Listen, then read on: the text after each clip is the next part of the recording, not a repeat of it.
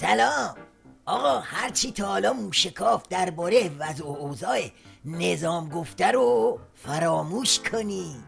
اصلا همه رو بذارید کنار. امشب میخوام یه چیزی نشونتون بدم که خودش یه گزارش کمپلکس از وضعیت درونی و بیرونی ولی فقیه.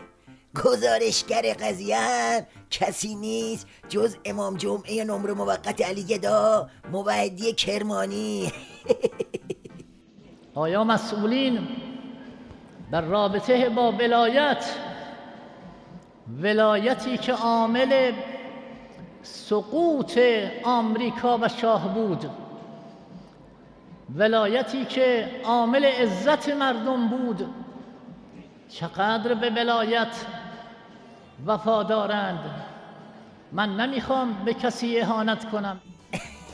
تا اینجای قضیه میزان ولایت مداری مهرای نظام برامون روشن شد. یعنی اونقدر ولایت مدارن که این دایناسور باید بیاد التماس کنه که آقا جون مادرتون اینقدر تو مغز این ولی فقیه فلک زده نکوبید. این از اولیش. حالا دومی رو بگو. دوم، این همه مقام معظم رهبری و قبل از مقام معظم رهبری قرآن مجید سفارش وحدت رو کرد. آیا وحدت رو مراعات میکنیم یا نه؟ وحدت بین شیعه و سنی، وحدت بین خودمون در درون کشورمون، آیا متحد هستیم یا نه؟ در امر وحدت اینم سوال دوم جواب بدیم. کی جواب بده؟ با این وضعیت جر و جری که علی گدا داره مگه حسی هم برای جواب دادن باقی مونده؟ ضمن این که این سوال دیگه جواب نمیخواد که یه نگاهی به مجلس وحوش بنداز تا دوز وحدت تو نظام دستت بیاد. اون که در مجلس محترم اتفاق افتاد در شأن مجلس نبود، نه اون سخن در شأن مجلس بود و نه اون عمل و برخورد. انشاءالله مجلس شورا وزن خودش را و متانت خودش را بیش از پیش حفظ کند. اوه، قضیه رو خیلی دیپلماتیک ماسمالی کردیم و وحدی. افتادن به جون هم، استخون هم دیگر رو جویدن، بعد این میگه متانتتون را حفظ کنید. الحق که با زبون بی زبونی داری وضعیت پتال عظما رو خوب نمایش میدی. خب دیگه چی؟ دیگران که اگر چنین فضایی رو دشمن ببیند میگوید پس معلوم میشه مردم ایران اون عرق دینیشون ضعیف شده، اون ایمانی که موجب شد انقلاب پیروز شد و آمریکا به ذلت کشانده شد، اون ایمان آسیب دیده.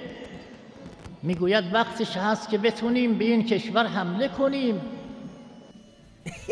یواش بابا یواش، فکر روح آسیب دیده بسیجیارم بکن آخه.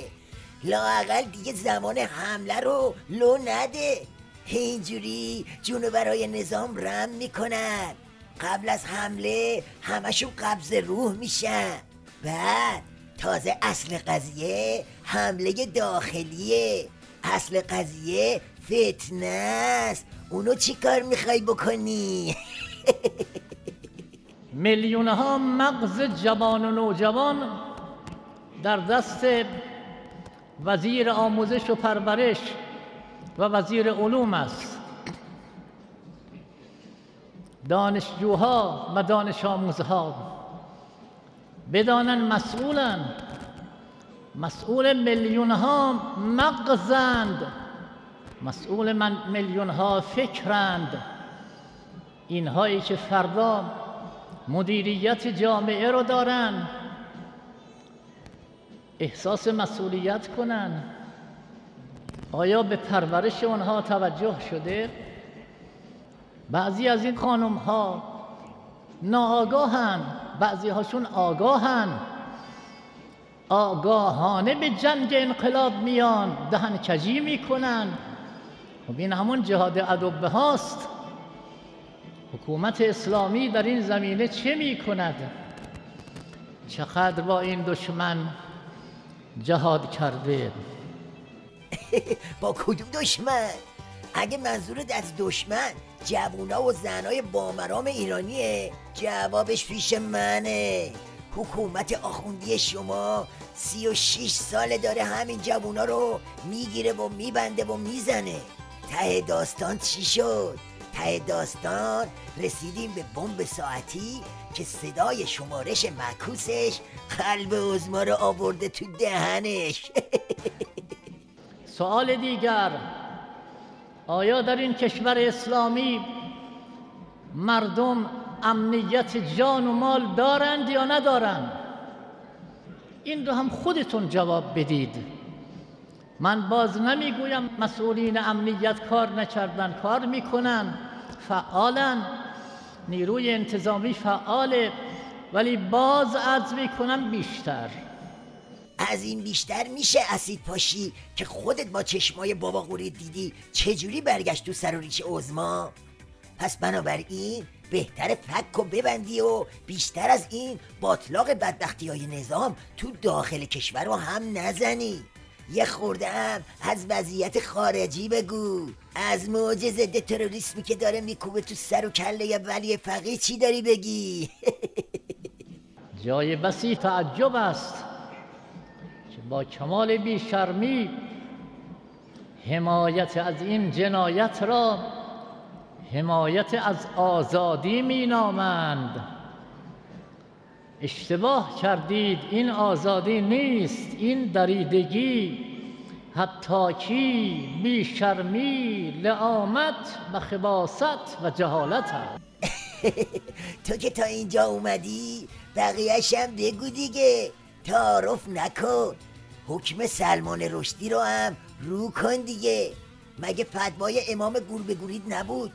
بگو تا همه پشت این ترور مرورا فیس ولی فقیه تو ببینن. چیه؟ چرا نمیگی؟ نکنه از چپ شدن میز مذاکرات میترسی؟ مطلب دیگر، هیئت ایرانی مذاکره می کند، باز هم مذاکره خواهد کرد، اشکالی هم ندارد، ان شاء الله مبارک است. اما باید بداند طرف مذاکره کیانند. این مهم است. مقام معظم رهبری در دیدار با مردم قم فرمودند دشمنی استکبار با ملت ایران پایان ندارد و مسئولین باید با تکیه بر نیروهای داخلی حربه تحریم را از دست دشمن غیر قابل اعتماد خارج کنند. آخر همه این فک زدنهای بیمورد رسید به ادامه مذاکرات و ایشالا مبارک بادا. یعنی تو این اوضاع بلبشو آخونده از هر طرف که بچرخن بازم سینه خیز میرن پای میز مذاکره و همونجا دمر میافتن.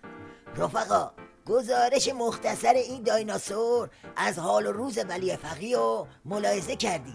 یعنی گوشی دستتون اومد؟